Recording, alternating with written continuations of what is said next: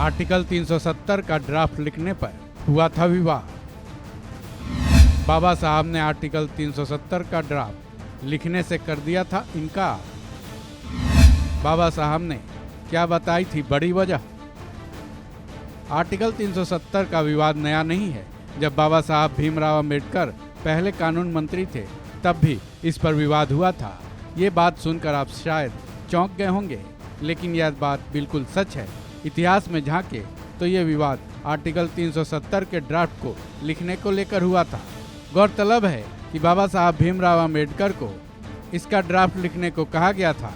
जब ये प्रस्ताव लेकर उनके पास जाया गया था तब उन्होंने साफ तौर से आर्टिकल 370 पर ड्राफ्ट लिखने से मना कर दिया था।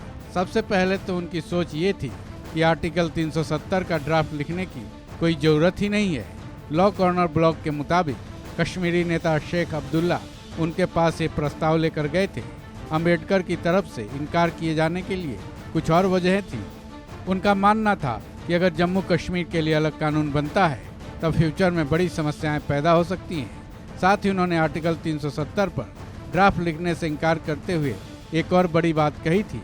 तो चलिए जानते हैं उस पूरे वाक़ये को जब बाबा साहब भीमराव अम्बेडकर ने आर्टिकल 370 का ड्राफ्ट लिखने से इनकार कर दिया था। विलय की संधि में विशेष राज्य के दर्जे की चर्चा नहीं। आर्टिकल 370 के बारे में एक और बात जानकर आपको बेहद हैरानी होगी। ये बात 26 अक्टूबर 1947 की है, जब इंडिया में छोटे बड़े प्रांतों को मिलाया जा रहा था। उसी वक्त राजा हरि सिंह ने भारत सरकार के साथ जम्मू कश्मीर के विलय संधि पर साइन किए थे।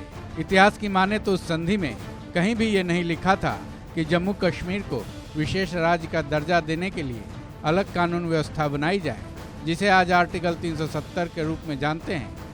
लेकिन कश्मीरी नेता शेख अब्दुल्ला की यह मंशा थी कि जम्मू कश्मीर को विशेष राज्य का दर्जा मिले। आर्टिकल 370 का ड्राफ्ट 1949 में देश के पहले पीएम जवाहरलाल नेहरू ने शेख अब्दुल्ला को एक सलाह दी। उन्होंने कहा था कि वो संविधान निर्माता समिति के चेयरमैन बाबा साहब भीमराव अंबेडकर से मिले और उनसे आर्टिकल 370 के ड्राफ्ट को लिखने का अनुरोध करें। लॉ कॉर्नर ब्लॉक के मुताबिक शेख अब्दुल्ला अंबेडकर के पास पहुंचे, लेकिन उन्होंने ड्राफ्ट लिखने से साफ तौर से इनकार कर दिया। इसकी वजह हम इस वीडियो के पिछले हिस्से में बता चुके हैं। उसके अलावा उन्होंने कश्मीरी नेता शेख अब्दुल्ला से बेहद दूरदर्शी और प्रैक्टिकल बात बोली। B.R. अम्बेडकर की शेख अब्दुल्ला को दो टूक। बाबा साहब अम्बेडकर ने शेख अब्दुल्ला से साफ तौर पर कहा कि क्या आप चाहते हैं कि इंडिया आपके बॉर्डर्स की सुरक्षा करे, सड़कें बनवाए, अनाज पहुंचाए और आपको खाना पहुंचाए? क्या जम्मू कश्मीर को वही स्टेटस नहीं मिलना चाहिए जो देश के दूसरे राज्यों को प्राप्त है? क्या ऐसा नहीं होना चाहिए? क्या आप इसके उलट चाहते हैं कि इंडिया की सरकार के पास आपके राज्य में सीमित अधिकार रहे? वहीं आप ये भी चाहते हैं कि क्या इंडियंस के पास कश्मीर में कोई अधिकार ही न रहे?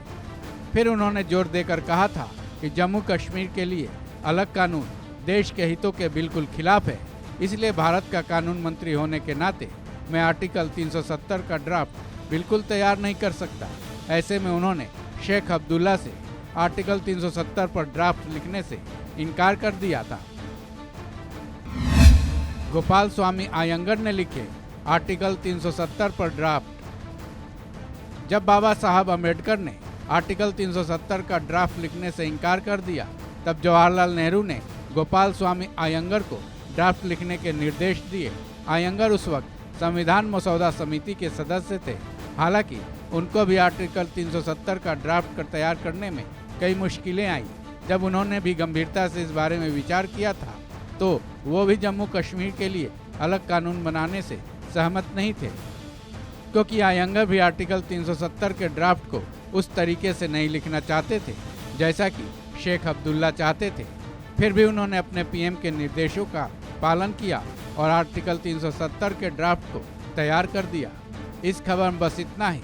बाकी अपडेट्स के लिए जुड़े रहें वन इंडिया के साथ।